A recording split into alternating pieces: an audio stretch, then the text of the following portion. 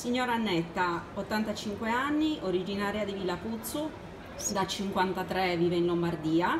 Finalmente, dopo 85 anni, torna in Sardegna per vedere la processione di Sant'Efisio. Signora Annetta, quanta emozione?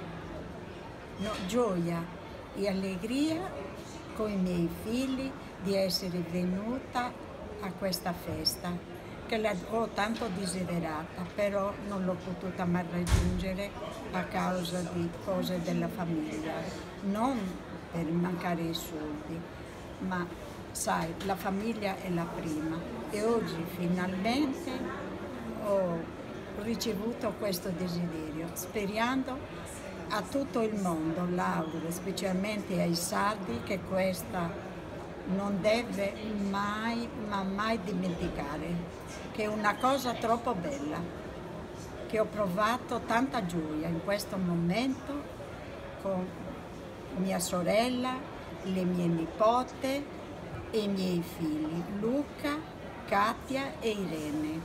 Però io lascio un ricordo a tutta la Sardegna, specialmente il comune di Cagliari. Grazie.